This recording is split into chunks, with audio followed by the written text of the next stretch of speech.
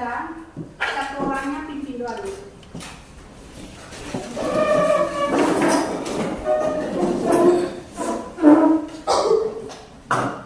Ibu guru serta teman-teman, marilah kita mengucapkan terbatas untuk berdoa. Izinkanlah saya memimpin dan mengikuti doa ini dengan berbicara umat Katolik. Dalam nama Bapa dan Putra dan Roh Kudus. Bapa kami yang di surga, dimuliakan namamu, datanglah kerajaanmu, jadilah kehendakmu di atas bumi seperti di dalam surga. Berilah kami rezeki kita hari ini, dan ampunilah kesalahan kami, seperti kami mengampuni kesalahan kepada kami, dan jangan masukkan kami dalam cobaan, tetapi bebaskanlah kami dari jahat. Dalam nama Bapa dan Putra dan Roh Kudus. Terima kasih. Yang tidak hadir hari ini siapa saja? Kristina Yanti. Keterangannya? Izin. Yang lain?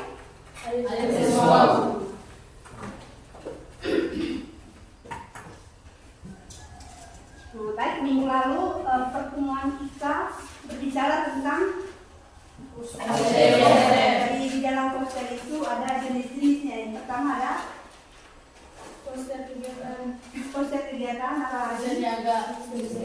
Apa lagi? Baik, kali ini tujuan pembelajaran kita pada pagi hari ini yang pertama, peserta didik mampu memahami pengertian, struktur dan unsur-unsur teks berita. Yang kedua, peserta didik mampu menganalisis teks berita secara kritis. Baik, ini sebelumnya kita semuanya berdiri dulu.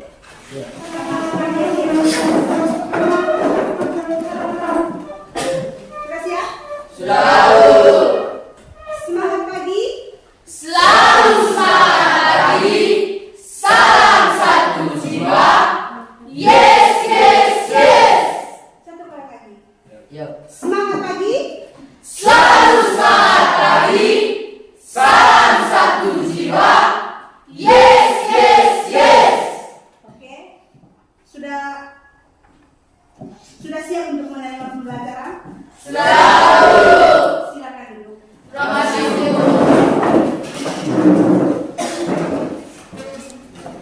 Baik, kali ini kita berbicara tentang teks berita. Apa yang pernah membaca, mendengar atau menonton berita? Benar. Dari mana kamu menonton atau mendengar berita tersebut? Dari koran. Apa berita yang paling kamu suka atau paling kamu senang?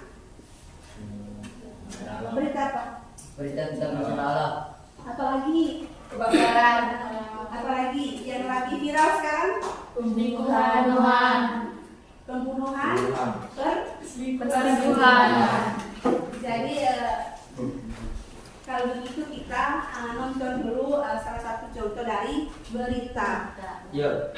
Kita ke berita lainnya, saudara. Hari ini Presiden Joko Widodo memimpin sidang kabinet paripurna di Istana Garuda Ibu Kota Nusantara, Kalimantan Timur. Sidang digelar di hari kedua Presiden berkantor di IKN sebelum masa tugasnya berakhir. Sidang kabinet dibuka sekitar jam 9 pagi waktu Indonesia Tengah dan dihadiri Wakil Presiden serta seluruh menteri di Kabinet Indonesia Maju. Selain para menteri, saudara, sidang kabinet juga dihadiri kepala lembaga negara seperti Panglima TNI Agus Subianto, Kapolri Listio atau Jenderal Listio Sigit Prabowo, dan juga Kepala Badan Intelijen Negara Budi Gunawan. Ketika Anda mendengar atau menonton berita tadi, informasi apa yang Anda terima? Yang Anda dapat? Informasi yang Anda dapat bagaimana? Presiden pimpin sidang kabinet paripurna di IKN. Yang lain? Kamu jadi. Terus yang berikut, judul beritanya apa tadi? Judul beritanya? Presiden pimpin sidang kabinet IKN. Itu judul berita yang Anda dengar. Kali ini kita membahas tentang teks berita.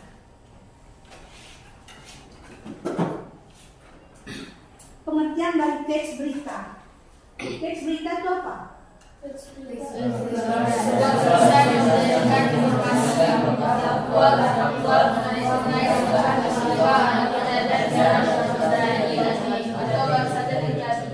Jadi teks berita itu teks yang memberikan sebuah tulisan atau informasi. Yang berikut ada tujuan utama dari teks berita. Tujuan utama dari teks berita itu yang pertama memberikan informasi. Jadi memberikan informasi di situ menyampaikan kabar terbaru dan terpercaya kepada masyarakat. Yang kedua, mendidik. Poin yang kedua yaitu mendidik. Mendidik di sini meningkatkan pengetahuan dan pemahaman masyarakat tentang suatu peristiwa. Yang ketiga, tujuannya menghibur. Jadi tujuan utama dari teks berita itu menghibur. Menghibur di sini menarik perhatian pembaca atau pendengar dengan menunjukkan berita yang menarik. Kalau beritanya tidak menarik berarti apa?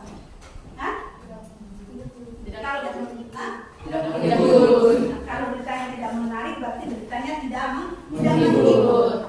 Yang berikut mengarahkan opini. Mengarahkan opini di sini membentuk opini publik melalui sudut pandang tertentu, meski harus tetap objektif. Yang berikut kita lihat bersama situ ada jenis-jenis berita. Jenis-jenis berita di sini yang pertama ada berita langsung. Berita langsung, satu orang bisa baca?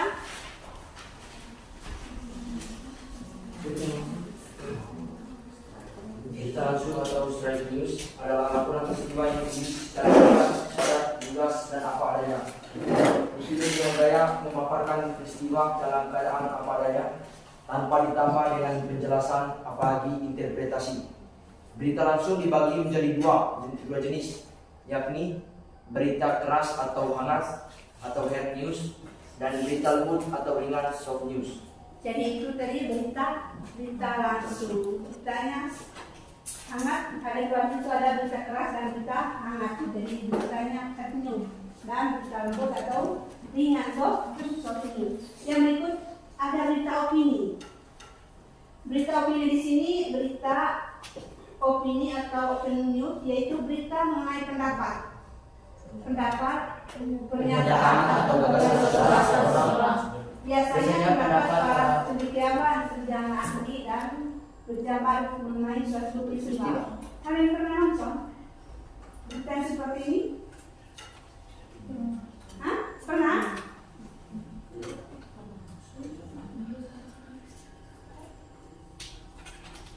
Pernah tidak? Ya. Jadi itu berita opini. Yang berikut berita interpretatif. Berita interpretatif atau interpretation news adalah berita yang dikembangkan dengan komentar atau penilaian wartawan atau jurnalis yang kompeten. Berita yang muncul sebelumnya sehingga merupakan gabungan antara fisik dan interpretasi, berawal dari informasi yang dirasakan orang luar atau berbagai ahli yang maksudnya. Ada yang keempat, ada berita mendalam. Kita lihat bersama berita mendalam di situ, berita yang merupakan pengembang dari berita yang sudah muncul dengan pendalaman hal-hal yang ada di bawah satu permukaan, bermula dari suatu berita yang masih belum selesai pengungkapannya dan bisa dilanjutkan kembali. Pendalaman dilakukan dengan mencari informasi tambahan dari narasumber atau berita yang terkait. Ada yang berikut 5, ada berita penjelasan. Satu orang bisa baca. Berita penjelasan atau explanatory news adalah berita yang sifatnya menjelaskan dengan menguraikan sebuah peristiwa secara lengkap penuh data. Fakta diperoleh dijelaskan secara rinci dengan beberapa argumentasi atau pendapat penulisnya. Berita jenis ini biasanya panjang lebar sehingga harus disajikan secara bersambung dan berseri. Jadi itu berita penjelasan. Yang keenam juga ada berita penyelidikan. Berita penyelidikan atau Investigatif news. adalah berita diperoleh dan dikembangkan berdasarkan penelitian atau penyelidikan dari sumber tersebut pula penggalian karena wartawan menggali informasi dari berbagai pihak bakal melakukan penyelidikan langsung ke lapangan. bermula dari data atau berita verifikasi disajikan dalam format tulisan feature. Kalau berita penyelidikan Anda tahu? Hah? Hah? Biasanya kalau berita kasus pembunuhan sekolah, olah TKP, penyelidikan secara langsung di tempat kejadian. Itu tadi penyelidikan. Yang berikut di sini kita bisa melihat ada ciri-ciri teks berita. Yang pertama aktual, jadi beritanya aktual. Aktual di sini informasi yang disampaikan selalu up to date atau baru terjadi.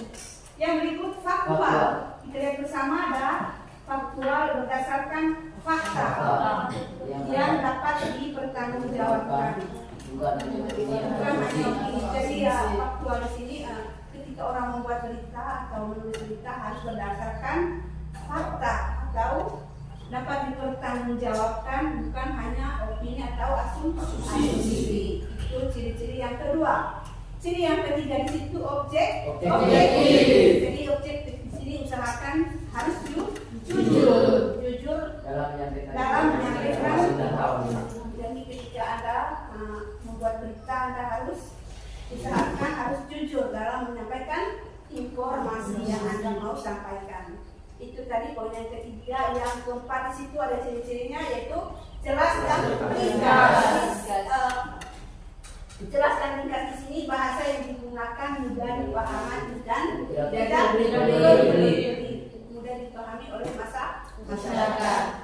Yang berikut kita lihat bersama di situ ciri-ciri dan teks berita itu ada menggunakan unsur 5B tambah 1H. Di situ ada ada siapa,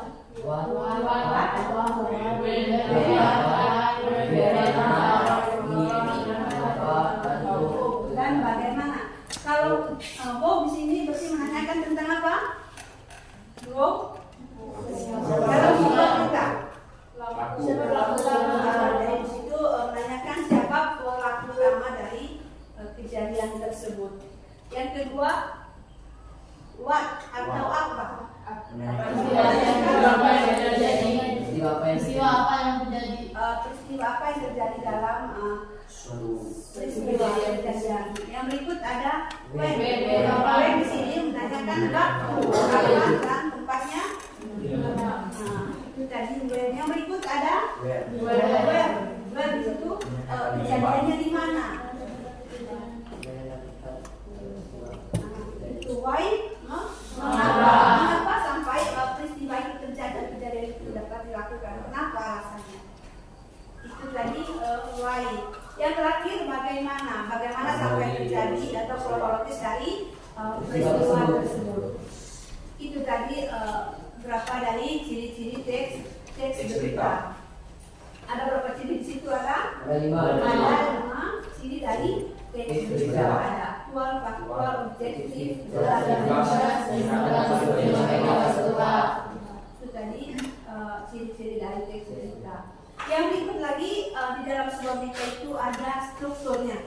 Struktur dari teks berita itu yang pertama ada judul. Kita lihat bersama adalah judul. Judul itu bagian atas yang menarik perhatian kepada dalam merangkum isi. Itu dinamakan dengan judul. Yang berikut lead atau kepala berita. Kepala berita ini berita paragraf pertama yang berisi informasi yang paling penting. Di dalamnya ada unsur 5B tambah 1 sampai 4. Yang berikut ada body. Body atau tubuh berita. Di sini body atau tubuh berita di sini atau bagian tubuh berita yang menjelaskan lebih detail tentang peristiwa yang terjadi. Yang terakhir di situ ada ending. Kita lihat bersama di sini ending atau ekor berita. Ekor berita itu merupakan penutup berita yang bisa dibantu dipahami. Jadi ini tadi struktur dari teks berita. Yang berikut kalian coba lihat ke sana ada contoh dari teks berita. Jadi contoh dari teks berita di sini tentang gempa bumi Puncak Malang, ratusan rumah rusak. Ini contoh berita. Malang berasal dari kekuatan 5,2 skala Richter memuncak wilayah Malang pada dini hari tadi pukul 2.30 waktu Indonesia Barat. Getaran gempa dirasakan cukup kuat oleh warga Malang dan sekitarnya.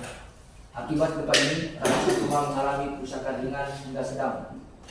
Badan Meteorologi, Klimatologi, dan Geofisika atau BMKG melaporkan pusat gempa berada di 10 km barat daya Kabupaten Malang dengan kedalaman 10 km. Getaran gempa dirasakan hingga ke kota-kota terdekat seperti Batu dan Blitar. Kepala Pelaksana Badan Penanggulangan Bencana Daerah atau BPBD Kabupaten Malang, Budi Santoso, mengatakan pihaknya telah menerjunkan tim asesmen untuk melakukan pendataan kerusakan. Hingga saat ini belum ada laporan korban jiwa. Namun ratusan rumah warga mengalami kerusakan, terutama di wilayah Kecamatan Gondang-Ledi, Bujarnya. Warga diimbau untuk tetap tenang dan waspada terhadap kemungkinan terjadinya gempa susulan. BPBD juga mengimbau masyarakat untuk tidak menyebarkan berita bohong atau hoax terhadap gempa terkait gempa ini. Jadi ini tadi contoh dari teks berita. Anda bisa lihat dari belakang? Bisa. Bu. Tadi contoh dari teks berita. Yang berikut coba kalian lihat berita. Yang pertama di situ kalian lihat ada judul di situ tentang gempa bumi. Itu judul dari berita.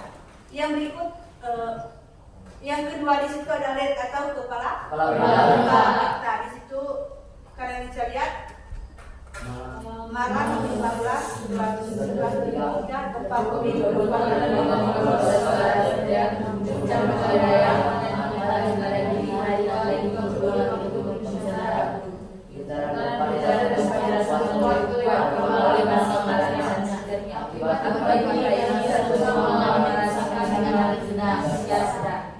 itu tadi lead atau kepala berita. Yang berikut ada body atau tubuh berita.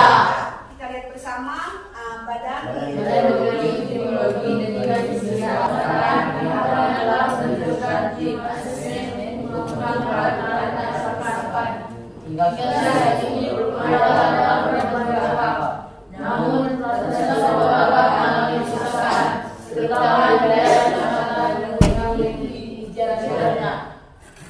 jadi itu yang dinamakan dengan body atau tubuh berita. Yang terakhir kita bisa lihat bersama ada ending atau ekor dari berita. Warga diimbau tetap tenang dan waspada terhadap kemungkinan terjadinya gempa susulan. BPBD juga mengimbau masyarakat tidak menyebarkan berita bohong atau hoax terkait gempa ini. Jadi itu ending atau ekor berita. Jadi ada 4 analisis struktur dari teks berita. Yang berikut ada unsur 5W tambah 1 hanya dalam sebuah pertanyaan berita. Yang pertama ada what. Tadi what apa? Jadi yang terjadi di situ ratusan rumah rusak akibat gempa bumi. Yang kedua where, berarti menanyakan tentang tempat kejadiannya di mana? Di Malang. Yang berikut when, berarti kapan terjadi gempa tersebut.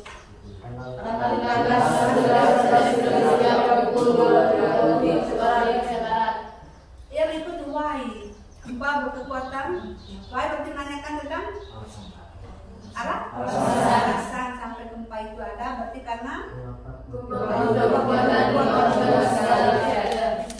wow berarti siapa yang terlibat dalam pembangunan tersebut?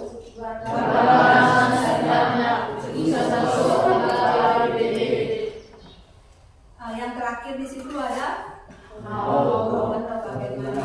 Jadi yang pertama di situ pada pukul 2.30 terjadi gempa dan membentang 50 masyarakat. Yang kedua, itu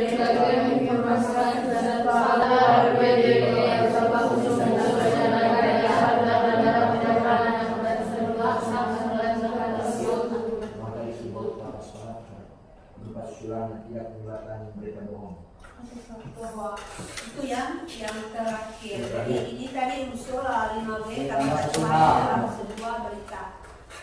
Jadi kalian sudah melihat atau mendengarkan tentang struktur atau ada struktur dan unsur 5B dalam sebuah berita. Sudah mengerti? Sudah mengerti. Kita bahas dalam kelompok saja. Berapa kelompok? Pembagiannya ibu atau kalian yang bagi? Ibu yang bagi, ibu yang tentukan. Kalau itu hitung 1 sampai 4. Mulai. 1, 2, 3, 1, 2, 3, 4, 1, 2, 3, 1. Jadi yang kelompok 1 silakan cari temannya yang sama urutannya 1. Terus begitu pun dengan 2, 3 dan 4. Silakan.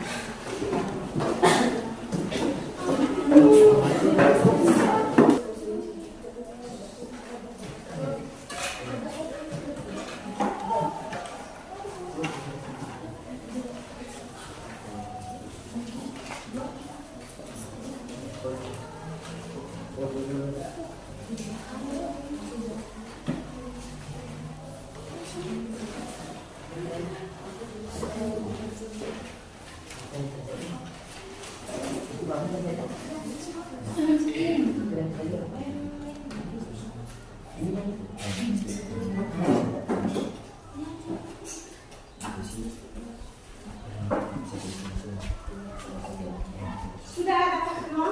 Sudah, Bu.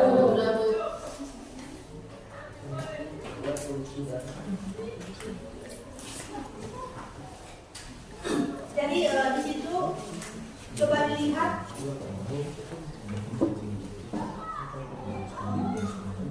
Coba dilihat lembar kerja peserta didik ya, sudah. Di situ dicantumkan nama anggota. Jadi tulis nama anggotanya. Siapa saja yang berikut.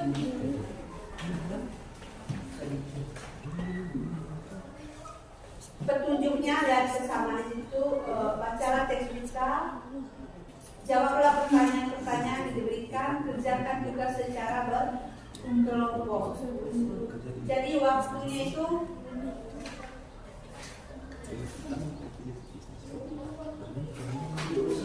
30 menit.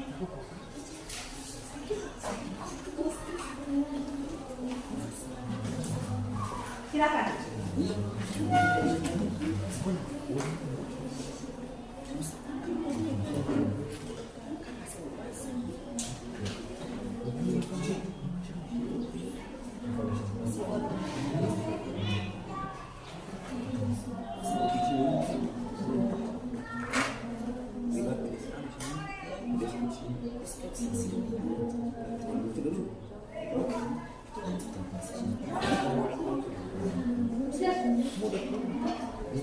Jadi ada di situ menjelaskan materi karena tentuannya dan menjelaskan tentang strukturnya.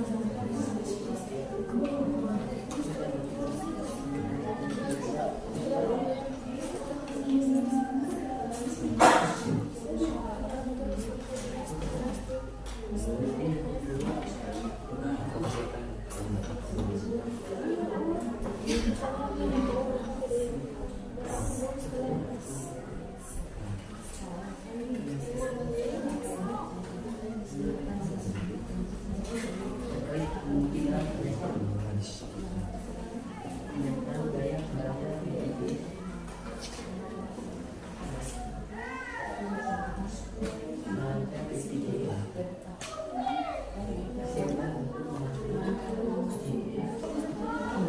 Sudah? Sudah? Kalau sudah kelompok 1, silakan presentasi.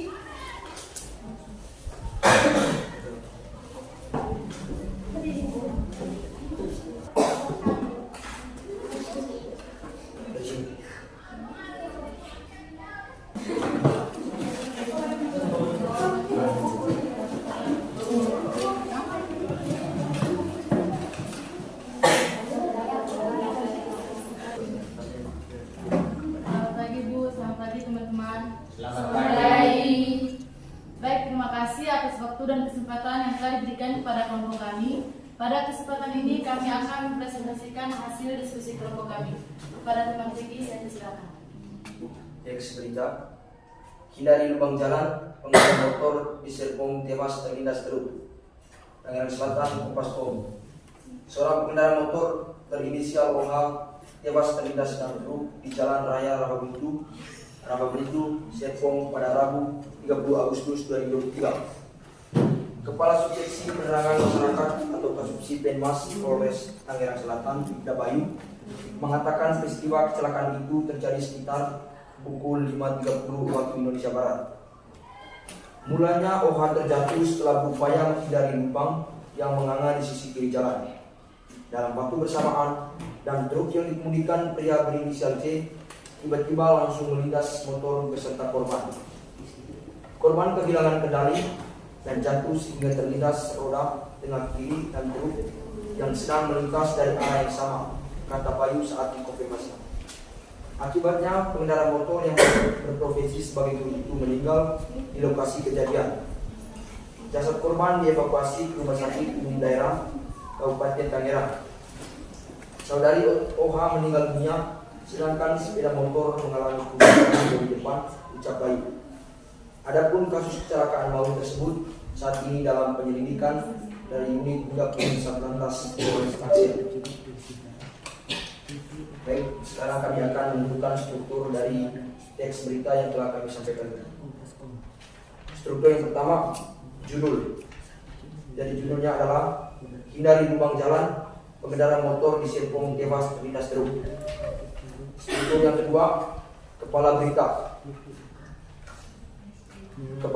Struktur dari kepala berita yaitu seorang pengendara motor berinisial OH tewas terlindas dalam truk di Jalan Raya Rawabutu, Serpong pada Rabu 30 Agustus 2023.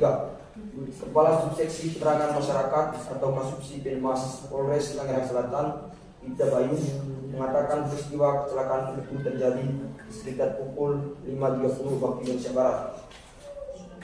Struktur yang ketiga, buku berita.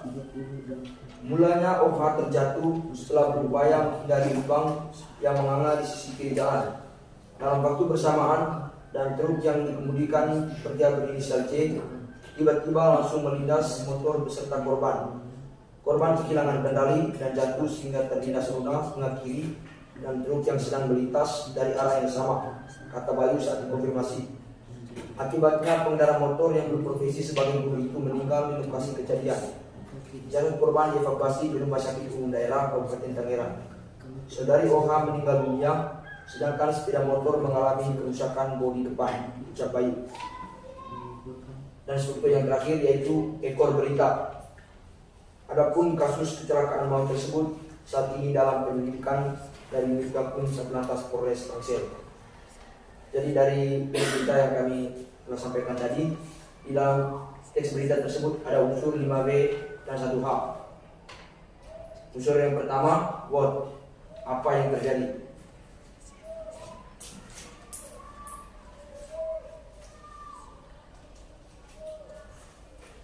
Unsur yang pertama, apa yang terjadi. Yang terjadi adalah pengendara motor di Serpong tewas terlindas truk setelah berupaya menghindari lubang yang menganga di sisi kiri jalan. Unsur yang kedua, who, siapa yang terlibat dalam peristiwa.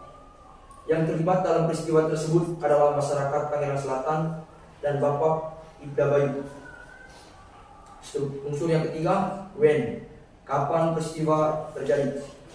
Peristiwa itu terjadi pada Rabu 30 Agustus 2023 pukul 5.30 waktu Indonesia Barat. Unsur yang keempat, where. Di mana peristiwa terjadi? Peristiwa terjadi di Jalan Raya Rawabutu, Serpong, Tangerang Selatan. Unsur yang kelima, why. Mengapa peristiwa terjadi? Peristiwa terjadi karena pengendara motor berinisial OH berupaya menghindari lubang yang menganga di sisi kiri jalan. Unsur yang keenam, how. Bagaimana peristiwa terjadi? Peristiwa terjadi yang pertama, seorang pengendara motor berinisial OH tewas terlindas dalam truk setelah berupaya menghindari lubang di jalan. Kedua, dalam waktu bersamaan dan truk yang dikemudikan oleh pria berinisial C tiba-tiba langsung melindas motor beserta korban. Ketiga, pengendara motor yang berprofesi sebagai guru itu meninggal di lokasi kejadian. Oke, baik. Untuk sesi ini kami tutup. Sesi berikutnya kami buka sesi kedua, yaitu sesi tanya jawab. Dalam sesi tanya jawab ini kami buka 3 pertanyaan. Masing-masing kelompok 1 pertanyaan.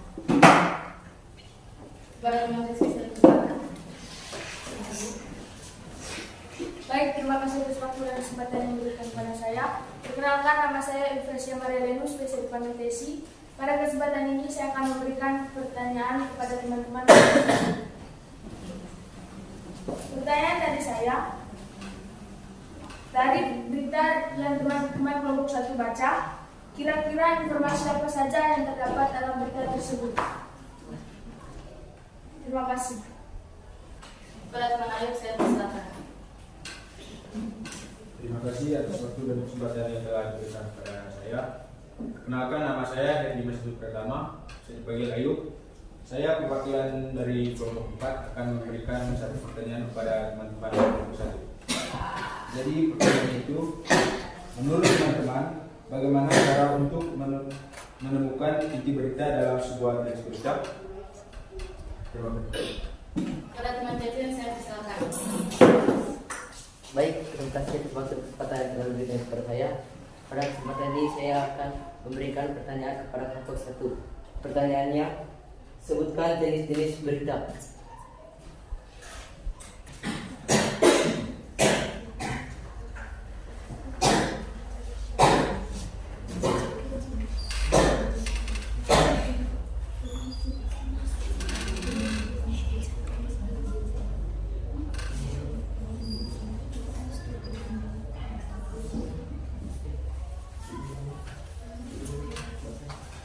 Oke, baik.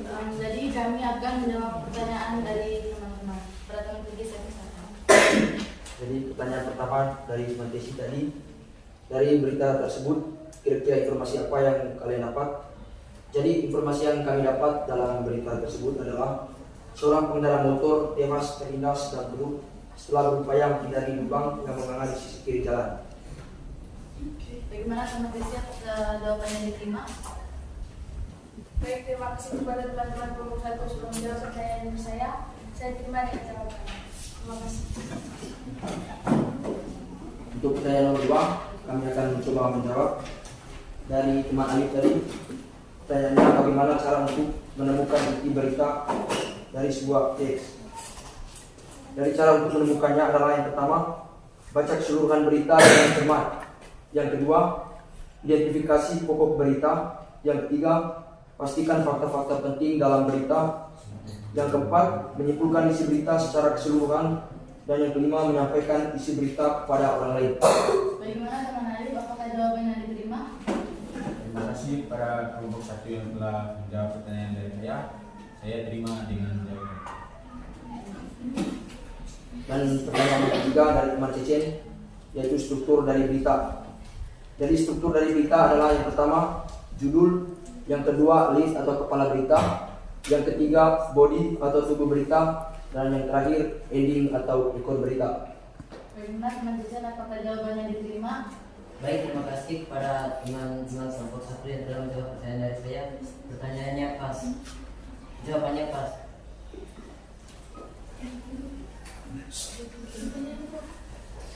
Oke, baik, mungkin itu saja presentasi dari kami. Sekian dan terima kasih. Tapi kenapa untuk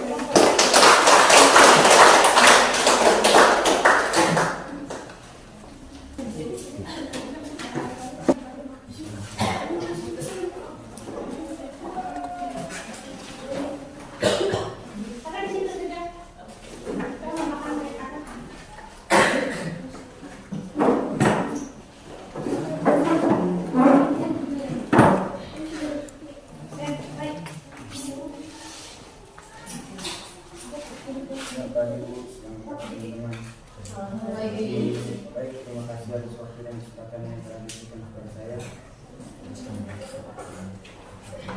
Jadi pada kesempatan ini kami akan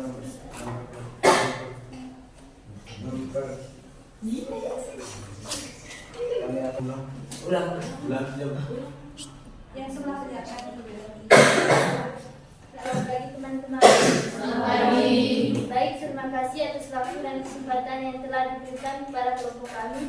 Pada kesempatan ini kami akan mempresentasikan hasil diskusi kelompok kami. Pada teman Tesi, saya persilakan. Teks berita. Ganjil genap akan diperluas hingga Tangerang Raya di jalan akses ke Jakarta. Serang kompas.com. Pemberlakuan aturan ganjil genap atau GAGE bagi kendaraan bermotor di wilayah Tangerang Raya akan diterapkan. Pelaksanaan GAGE dalam rangka mengatasi polusi udara yang salah satu faktor penyebabnya dari gas karbon dioksida kendaraan. Kaitan dengan aglomerasi, dilakukan penguatan dan perluasan ganjil genap di wilayah Tangerang, kata pejabat Gubernur Banten Al-Muhtabar melalui keterangan tertulis yang diterima kompas.com Selasa 29 bulan 8 2023. Al-Muhtabar mengatakan pemberlakuan ganjil genap akan diterapkan di ruas jalan yang menjadi akses utama menuju DKI Jakarta.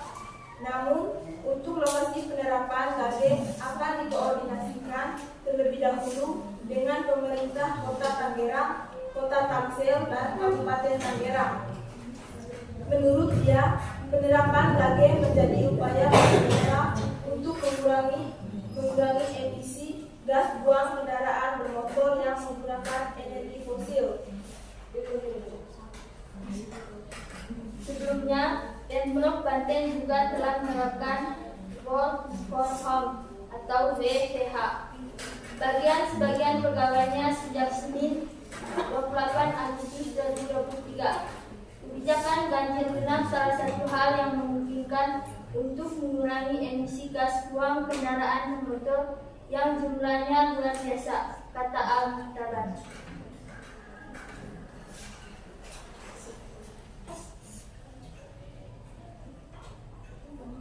Kepala Dinas Perhubungan Provinsi Banten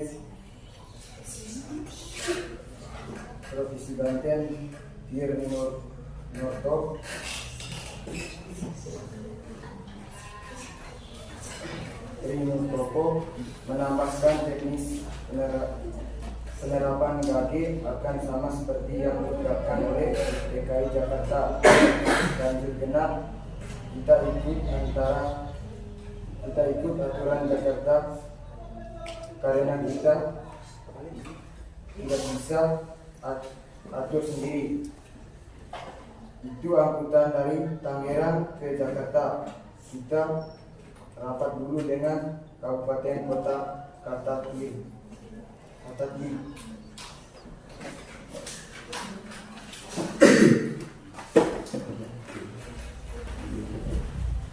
Baik, jadi dari berita yang sudah kami baca, kami akan menentukan struktur dalam berita tersebut.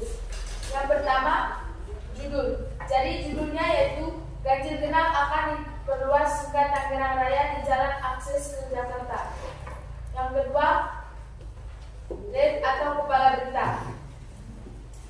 Serang kompas.com pemberlakuan aturan ganjil genap atau GAGE bagi kendaraan bermotor di wilayah Tangerang Raya akan diterapkan. Pelaksanaan GAGE dalam rangka mengatasi polusi udara yang salah satu faktor penyebabnya dari gas karbon dioksida kendaraan. Kaitan dengan aglomerasi, dilakukan penguatan dan perluasan ganjil genap di wilayah Tangerang, kata pejabat Gubernur Banten Al-Muktabar melalui keterangan tertulis yang diterima Kompas.com Selasa 29 Agustus 2023. Yang ketiga, bodi atau tubuh berita. Al-Muktabar mengatakan pemberlakuan ganjil genap akan diterapkan di ruas jalan yang menjadi akses utama menuju DKI Jakarta. Namun, untuk lokasi penerapan KG akan dikoordinasikan terlebih dahulu dengan pemerintah Kota Tangerang, Kota Tangsel, dan Kabupaten Tangerang. Menurut dia, penerapan KG menjadi upaya pemerintah untuk mengurangi emisi gas buang kendaraan bermotor yang menggunakan energi fosil. Sebelum Pemprov Banten juga telah menerapkan work from home atau WFH bagi sebagian pegawainya sejak Senin 28 Agustus 2023. Kebijakan ganjil genap salah satu hal yang memungkinkan untuk mengurangi emisi gas buang kendaraan bermotor yang jumlahnya luar biasa, kata Al-Muktabar. Yang keempat, ending atau ekor berita. Kepala Dinas Perhubungan Provinsi Banten Tri Murtoko menambahkan teknis penerapan KG akan sama seperti yang diterapkan oleh DKI Jakarta. Ganjil genap kita ikut aturan Jakarta karena kita tidak bisa atur sendiri, itu angkutan dari Tangerang ke Jakarta. Kita rapat dulu dengan kabupaten kota, kata Tri.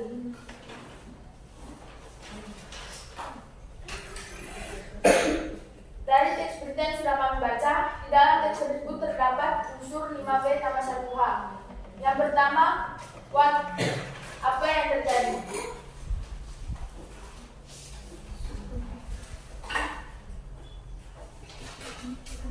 Yang terjadi yaitu gas karbon dioksida kendaraan yang menyebabkan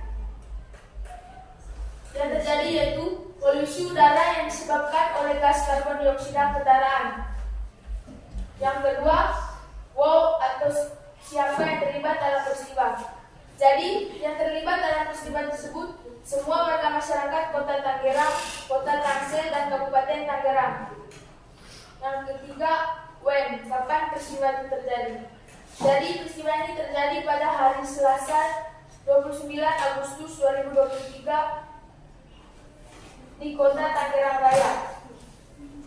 Yang keempat, di mana peristiwa ini terjadi atau Jadi peristiwa ini terjadi di wilayah Tangerang Raya. Yang kelima, mengapa peristiwa itu terjadi? Jadi peristiwa ini terjadi karena akibat dari gas karbon dioksida kendaraan yang menyebabkan terjadinya polusi udara. Yang keenam, atau bagaimana peristiwa itu terjadi? Jadi peristiwa ini terjadi, yang pertama, diterapkan KG atau aturan ganjil genap dalam rangka mengatasi polusi udara yang salah satu faktor penyebabnya dari gas karbon dioksida. Yang kedua, pemberlakuan ganjil genap akan diterapkan di ruas jalan yang menjadi akses utama menuju DKI Jakarta. Namun untuk lokasi penerapan KG akan dikoordinasikan terlebih dahulu dengan pemerintah Kota Tangerang, Kota Tangsel, dan Kabupaten Tangerang. Yang ketiga, kebijakan ganjil genap salah satu hal yang memungkinkan untuk mengurangi emisi gas buang kendaraan bermotor yang jumlahnya luar biasa. Baik, Ibu, sesi pertama kami tutup dan kami buka dengan sesi kedua, yaitu sesi tanya jawab. Masing-masing kelompok memberikan satu pertanyaan. Kepada teman-teman saya persilakan. Kepada teman Peti.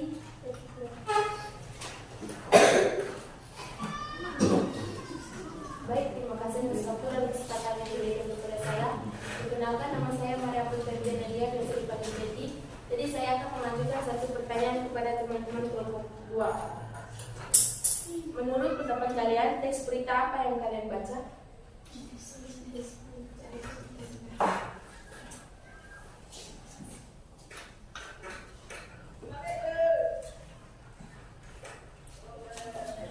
Mungkin ada lagi yang mau bertanya? Pada teman Yudi, saya persilakan. Baik, terima kasih atas waktu dan kesempatan yang diberikan kepada saya. Perkenalkan, nama saya Ibu Ramana Bertekan Yudi. Saya diwakilkan dari kelompok 4. Ibu mengajukan satu pertanyaan. Menurut teman-teman, bagaimana strategi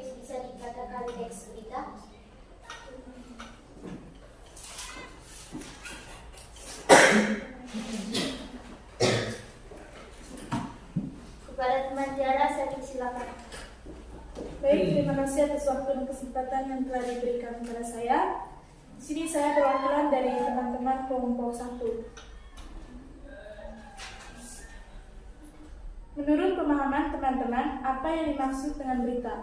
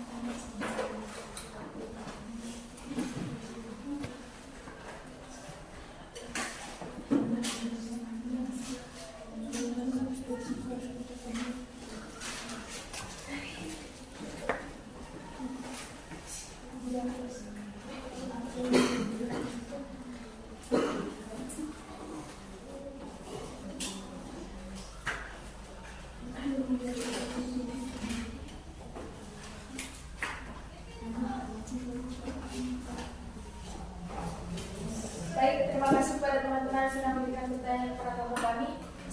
Di sini kami akan mencoba menjawab pertanyaan dari teman-teman. Yang pertama, pertanyaan dari teman Dewi. Teks berita apa yang teman-teman baca? Jadi, berita yang kami baca yaitu berita terkait dengan jenis berita opini, di mana dalam berita ini yaitu dengan judul ganjil genap akan diperluas hingga Tangerang Raya di Jalan Akses ke Jakarta. Terdapat pendapat yang diberikan oleh Al-Muktabar dan Tri Murtopo. Bagaimana teman Teti, apakah pas jawabannya? Terima kasih kepada teman kelompok 2 yang telah menjawab pertanyaan dari saya. Terima jawabannya. Pertanyaan yang kedua dari teman Diti. Bagaimana suatu teks berita dikatakan teks berita? Jadi, karena teks berita adalah teks yang berisikan tentang kejadian, peristiwa, atau informasi yang berupa fakta. Bagaimana teman Diti, apakah pas jawabannya? Terima kasih atas jawabannya dari kelompok 2.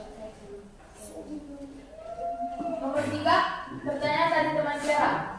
Apa yang dimaksud dengan berita? Jadi menurut kami, berita yaitu sebuah tulisan berisi informasi baik aktual maupun faktual yang disampaikan melalui media sosial berupa koran, TV maupun media sosial lainnya. Bagaimana teman Vera? Terima kasih kepada teman-teman yang telah menjawab pertanyaan saya. Baik, itu saja hasil diskusi dari kelompok kami. Sekian dan terima kasih.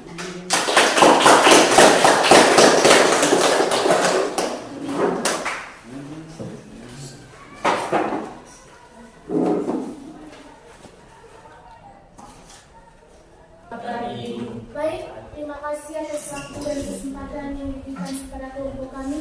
Pada kesempatan ini, kami akan mempresentasikan hasil diskusi kami. Kepada teman-teman materi, saya persilakan.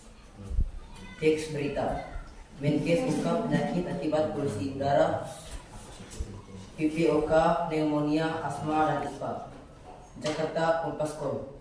Menteri Kesehatan Budi Gunadi Sadikin membeberkan beberapa penyakit yang bisa disebabkan karena polusi udara. Di antaranya penyakit paru obstruktif kronis atau PPOK, pneumonia, asma, serta infeksi saluran pernapasan atas atau ISPA. Adapun polusi udara beberapa waktu belakangan melanda ibu kota Indonesia yaitu DKI Jakarta. Polusi udara itu besarnya atau dampaknya di PPOK, pneumonia, dan asma, kata Budi dalam rapat kerja Komisi 9 DPR Rabu 30 Agustus 2023. Tapi PPOK ini sifatnya kronis dan berkepanjangan. Pneumonia dan asma dan juga ISPA dari infeksi atas dan infeksi bawah, infeksi saluran pernapasan dan saluran paru lanjut ya. Budi menyatakan bahwa tuberkulosis atau TBC kemungkinan kecil disebabkan oleh polusi udara. Kementerian Kesehatan kata Budi telah mengumpulkan berbagai riset kesehatan menyebutkan bahwa polusi udara hanya berkontribusi 12% menimbulkan penyakit TBC. Polusi udara paling besar persentasenya berkontribusi pada penyakit PPOK yaitu 37%. Kemudian pneumonia 32%, asma 28%, dan kanker paru 13%. Polusi udara itu paling berpengaruh kemana? Seperti saya sampaikan tadi, TBC itu kecil pengaruhnya, terang dia. Budi sempat menjelaskan sedikit perbedaan pneumonia dan ISPA. Meski sama-sama infeksi pernapasan, Budi mengatakan pneumonia adalah infeksi penyerang paru, ISPA adalah infeksi di saluran paru. Dua-duanya infeksi. Nah, infeksi ini bisa disebabkan oleh polusi udara, jelasnya. Lebih lanjut, Budi mengaku sudah menjelaskan hal ini dalam rapat terbatas atau ratas bersama Presiden Joko Widodo beberapa waktu lalu. Ia turut menyampaikan kepada Jokowi terkait kemungkinan kenaikan biaya belanja BPJS Kesehatan untuk menangani penyakit akibat polusi udara. Jadi total belanja BPJS untuk penyakit ini adalah 10 triliun rupiah tahun lalu. Jadi pasti kalau naik tahun 2003 pasti akan naik lagi dari 10 triliun. Itu Budi.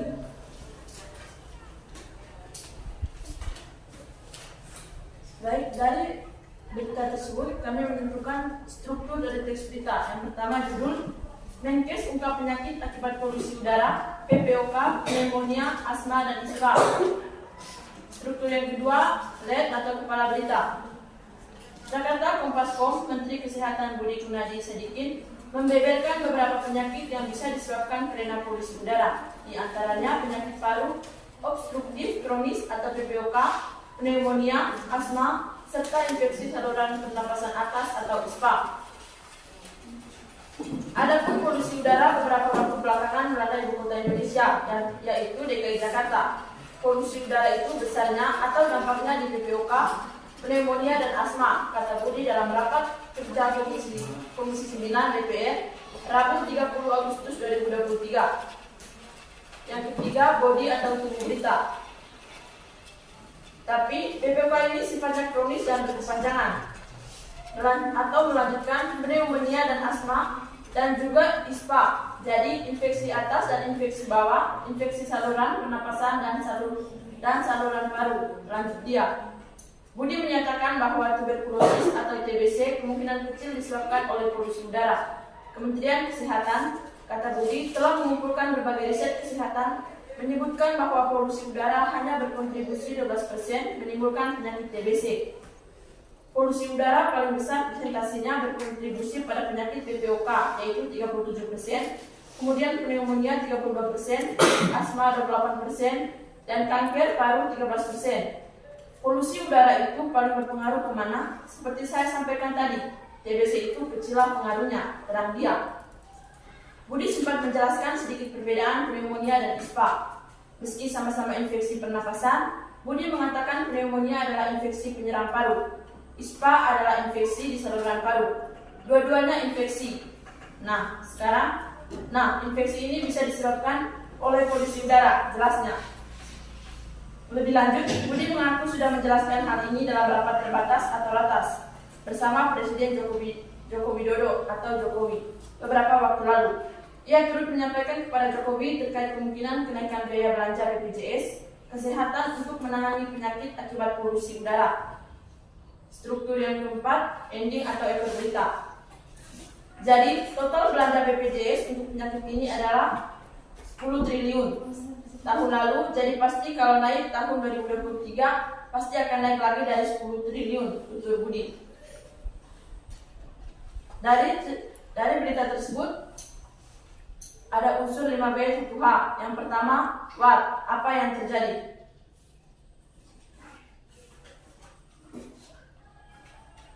Menkes ungkap penyakit akibat polusi udara. Yang kedua, who, siapa yang terlibat dalam peristiwa? Yang terlibat dalam peristiwa tersebut adalah Menteri Kesehatan Budi Gunadi Sadikin dan Presiden Joko Widodo. Yang ketiga, when, kapan peristiwa terjadi? Peristiwa terjadi pada Rabu 30 Agustus 2023. Yang keempat, where, di mana peristiwa terjadi? Peristiwa itu terjadi di DKI Jakarta. Yang kelima, why, mengapa peristiwa terjadi? Peristiwa tersebut terjadi dikarenakan oleh polusi udara. Yang keenam, bagaimana peristiwa terjadi? Yang pertama, Budi Gunadi Sadikin membeberkan beberapa penyakit yang disebabkan oleh polusi udara seperti penyakit paru obstruktif kronis, pneumonia, asma, serta infeksi saluran pernapasan. Yang kedua, polusi udara paling besar presentasinya berkontribusi pada penyakit BPOK, yaitu 37%. Kemudian pneumonia 32%, asma 28%, dan kanker paru 13%.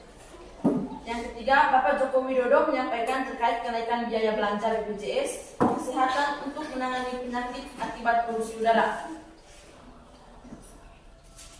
Oke, baik. Sesi pertama kami tutup. Selanjutnya kami buka dengan sesi yang kedua, yaitu tanya jawab. Yang bertanya kami persilakan. Para teman sesi, saya persilakan. Baik, terima kasih kesempatan yang diberikan kepada saya. Yang perwakilan dari kelompok 2 akan memberikan pertanyaan kepada teman-teman kelompok 3. Pertanyaan dari saya, dari berita yang teman-teman kelompok 3 baca, kira-kira informasi apa saja yang terdapat dalam berita tersebut? Minimal 2 informasi. Terima kasih.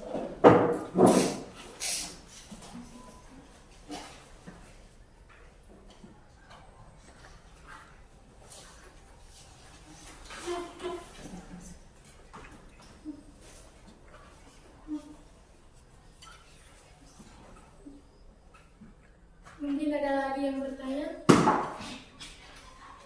Kepada teman Ilham, saya persilakan. Baik, terima kasih atas waktu dan kesempatan yang diberikan kepada saya. Saya perwakilan dari kelompok 1 ingin mengajukan satu pertanyaan. Pertanyaannya, menurut pemahaman teman-teman, apa saja jenis-jenis berita? Terima kasih.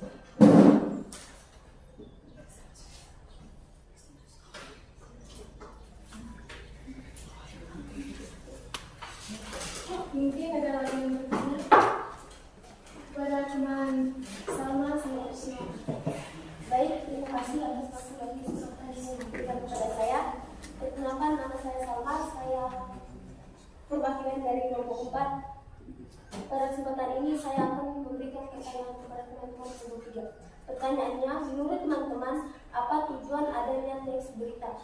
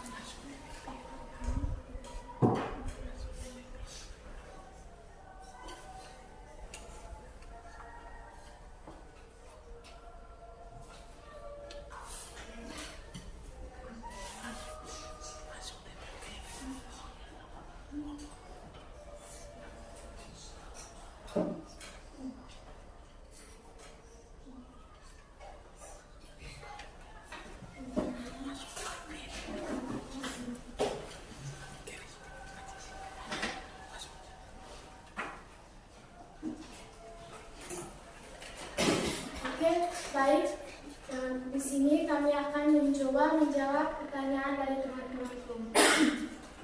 Pertanyaan pertama dari teman Desi.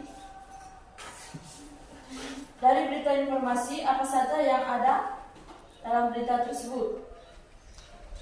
Yang pertama, penyakit yang disebabkan oleh polusi udara diantaranya paru obstruktif kronis atau PPOK, pneumonia, asma, serta ispa.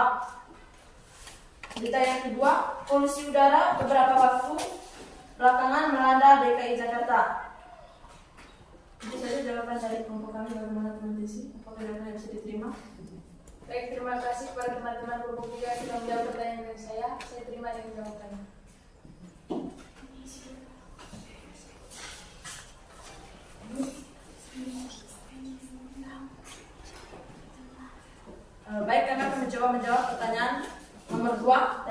adalah apa saja jenis-jenis berita. Jenis-jenis berita yang pertama ada berita langsung, kedua berita opini, ketiga berita interpretatif, keempat berita mendalam, kelima berita penjelasan. Bagaimana teman Nilam? Apakah jawabannya bisa diterima? Baik, terima kasih kepada kelompok 3 yang sudah menjawab pertanyaan dari saya. Pertanyaan nomor 3 dari teman Salma. Apa tujuan adanya teks berita? Jadi tujuan dari adanya teks berita adalah memberikan informasi dan menambah pengetahuan mengenai peristiwa yang baru saja berlangsung dan dapat menarik perhatian banyak orang. Bagaimana teman Salma? Apakah jawabannya bisa diterima? Terima kasih kepada teman-teman kelompok 3 karena sudah menjawab pertanyaan dari saya. Jawabannya satu. Itu saja hasil diskusi dari kelompok kami. Sekian dan terima kasih.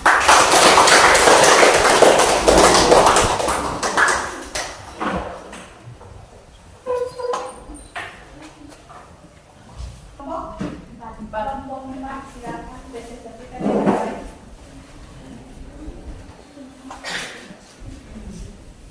Silakan.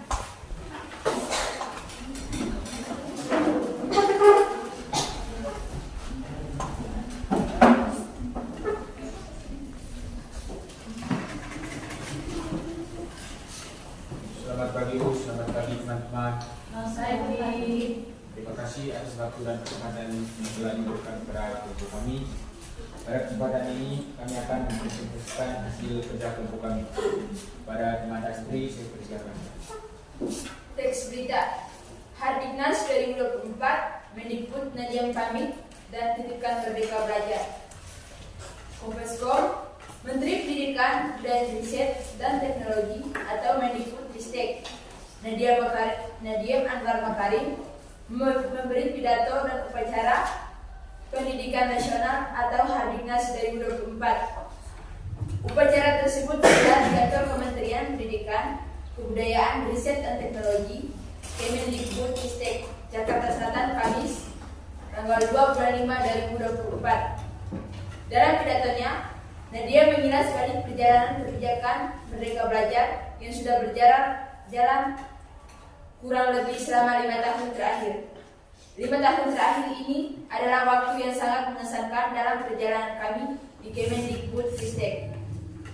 Menjadi pemimpin dalam gerakan Merdeka Belajar semakin menyadarkan kami tentang tantangan dan kesempatan yang kita miliki untuk memajukan pendidikan Indonesia, kata Mendikbud Nadiem dalam upacara yang disiarkan secara daring Kamis tanggal 2 bulan 5 2024. Menurut Nadiem, bukan hal yang mudah untuk melakukan transformasi pendidik di Indonesia melalui program Merdeka Belajar, terutama dalam hal mengubah perspektif proses pembelajaran yang menurut Nadiem memang membutuhkan banyak perjuangan di awal.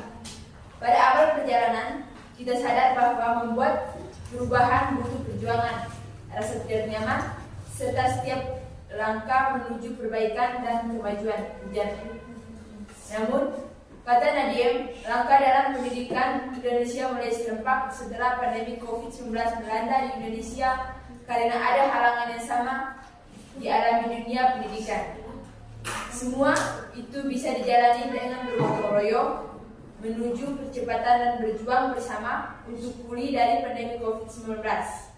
Kini kita sudah mulai merasakan perubahan terjadi di sekitar kita, digerakkan bersama-sama dengan langkah yang serempak dan serentak ujarnya.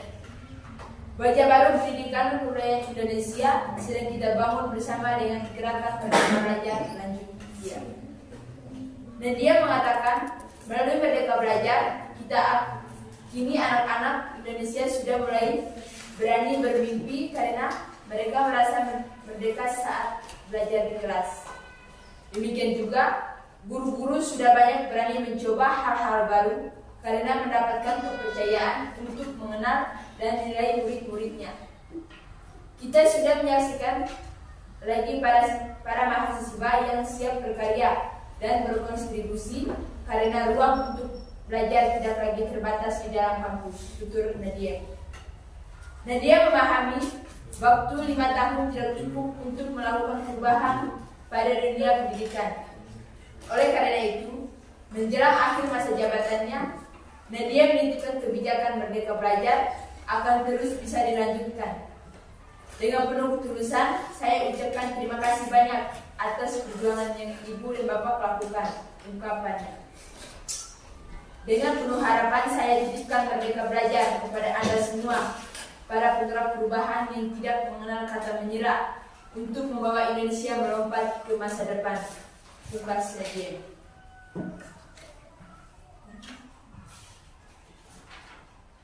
Baik, dari sini kami akan menentukan struktur teks kita dari teks kita ini tadi. Jadi, yang pertama judul Hardiknas 2024 Mendikbud Nadia kami titipkan Merdeka Belajar. Terus yang kedua red atau para berita. Para berita yaitu Kopaskom, Menteri Pendidikan Kebudayaan Riset dan Teknologi, Mendikbudristek, Nadiem Anwar Makarim memberi pidato dalam upacara Hari Pendidikan Nasional Hardiknas 2024. Upacara tersebut digelar di kantor Kementerian Pendidikan, Kebudayaan, Riset dan Teknologi atau Kemendikbudristek, Jakarta Selatan, Kamis tanggal 2 bulan 5 2024. Yang kedua, body tubuh berita.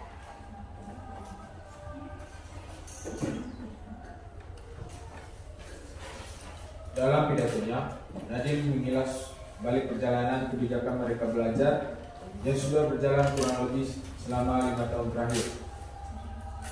5 tahun terakhir ini adalah waktu yang sangat mengesankan dalam perjalanan kami di Kemendikbudristek.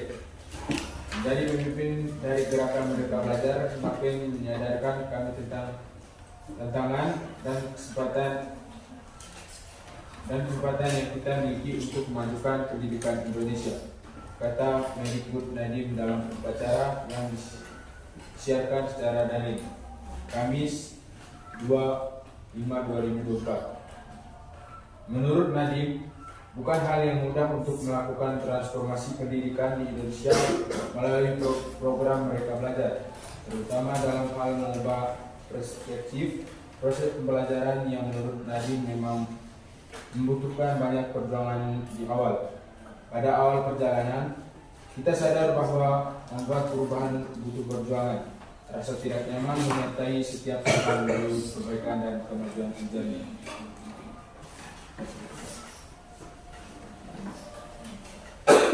Namun, kata Nadiem, langkah jalan pendidikan Indonesia mulai serempak setelah pandemi COVID-19 melanda Indonesia karena ada halangan yang sama dialami dunia pendidikan.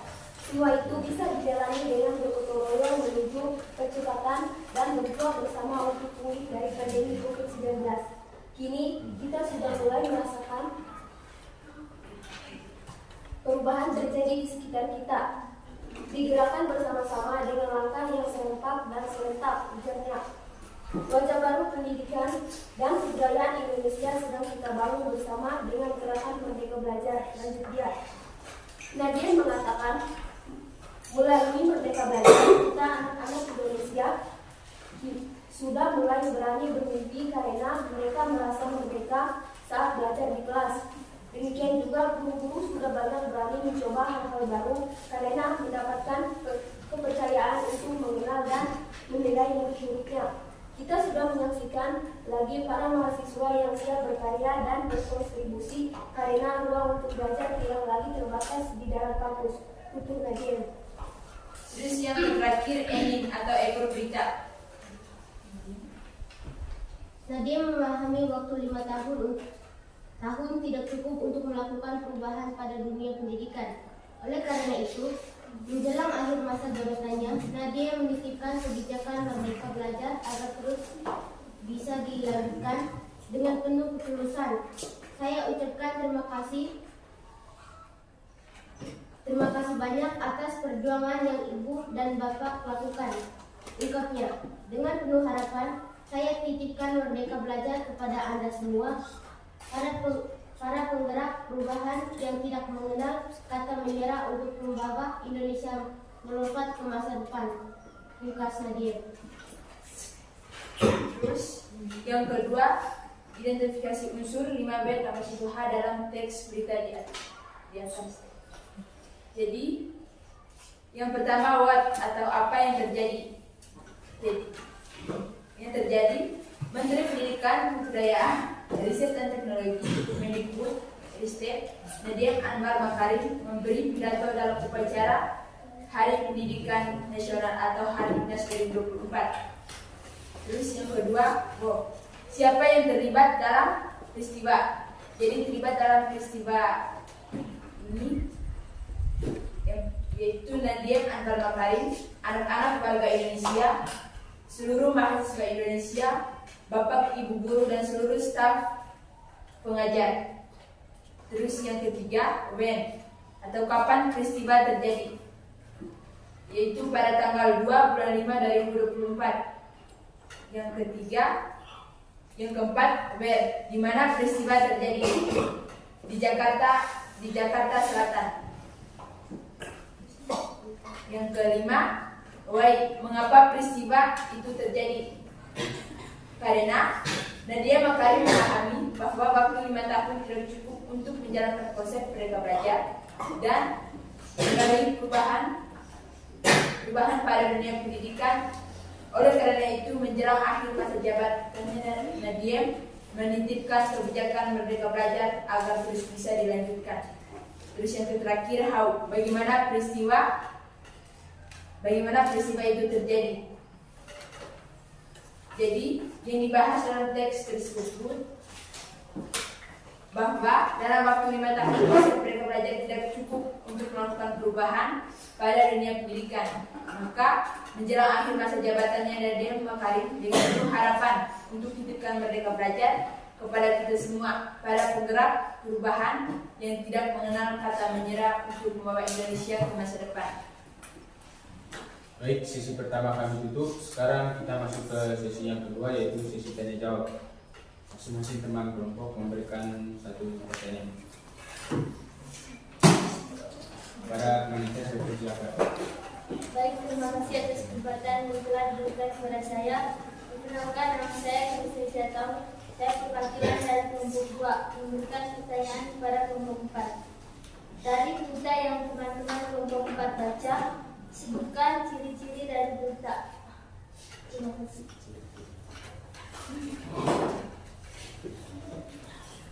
Mungkin ada lagi yang ingin bertanya. Pada teman Teres, silakan. Baik, terima kasih kepada teman kelompok 4 yang telah memberikan kesempatan bagi saya. Saya perwakilan dari kelompok 1 akan memberikan satu pertanyaan kepada teman kelompok 4. Pertanyaannya, apa tujuan dari teks berita?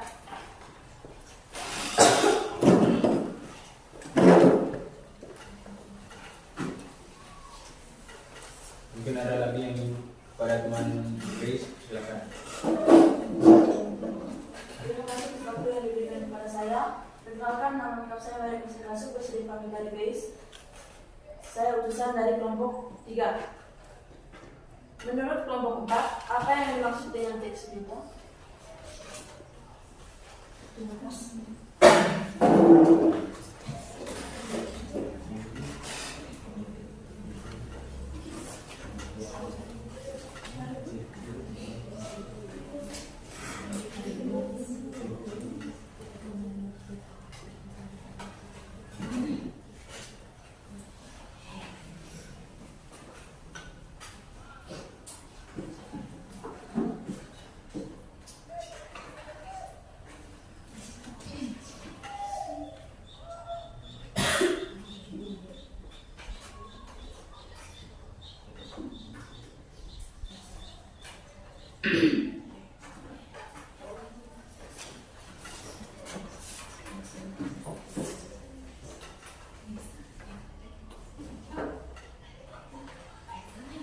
Baik, kami akan menjawab pertanyaan dari teman-teman.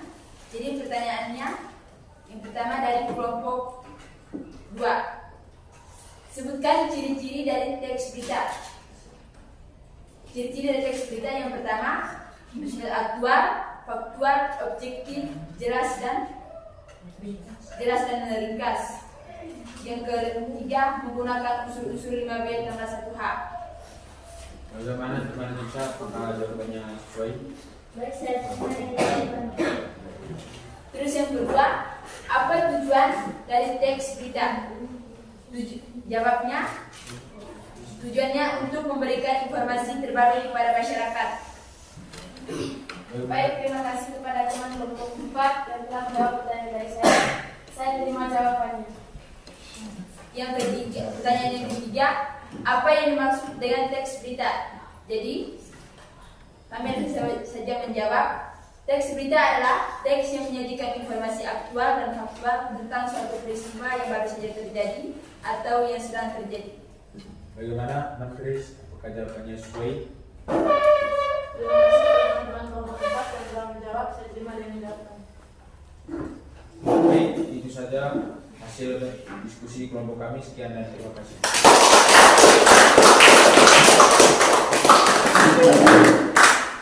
Baik, terima kasih.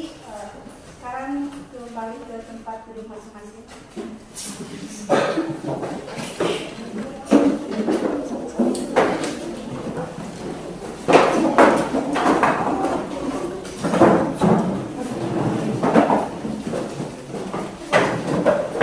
Refleksi untuk kita bersama.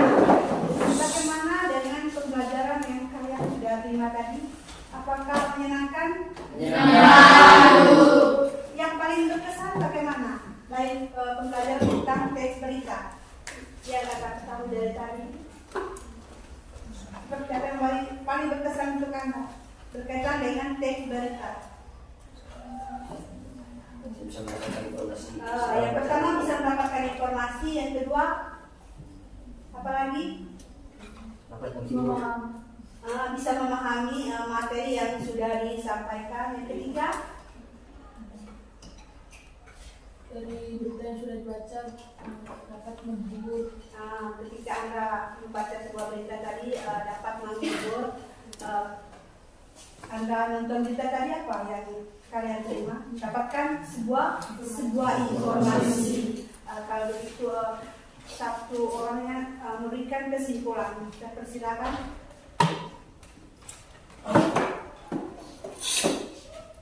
Baik, terima kasih waktu dan kesempatan yang diberikan kepada saya. Nama saya Dastri Ansari Rifon, biasa dipanggil Dastri. Jadi pada kesempatan ini saya akan mengambil kesimpulan.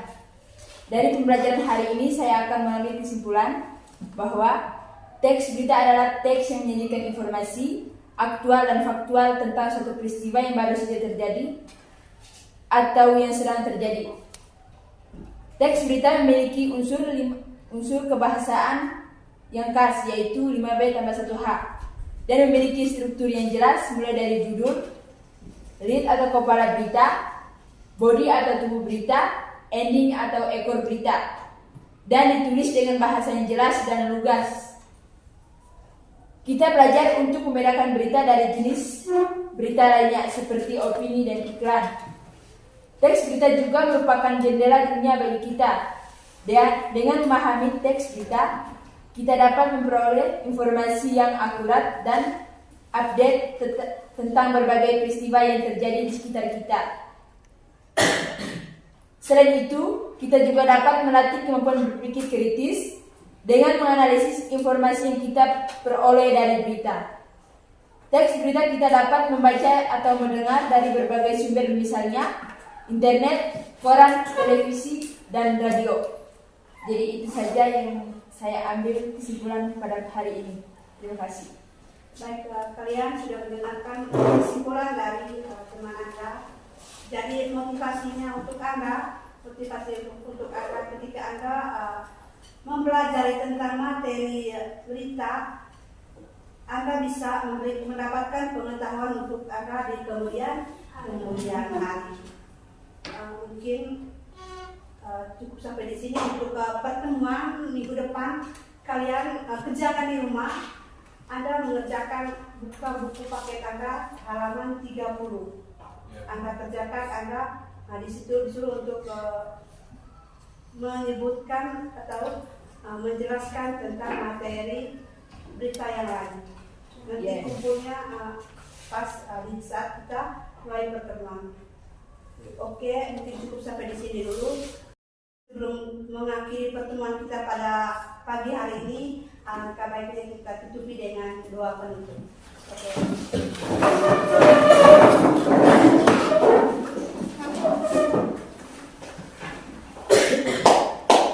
Ibu guru dan teman-teman, baiklah kita berserta batas untuk berdoa. Izinkan saya membuka dan doa ini dengan bicara umat Katolik. Dalam nama Bapa dan Putra dan Roh Kudus. Bapa kami yang di surga, datanglah kerajaanmu, jadilah kehendakmu di atas bumi seperti di dalam surga. Berilah kami rezeki pada hari ini, dan jangan salahkan kami, seperti kami mengampuni yang bersalah kepada kami. Dan jangan masukkan kami ke dalam pencobaan, tetapi bebaskanlah kami dari yang jahat. Amin. Dalam nama Bapa dan Roh Kudus.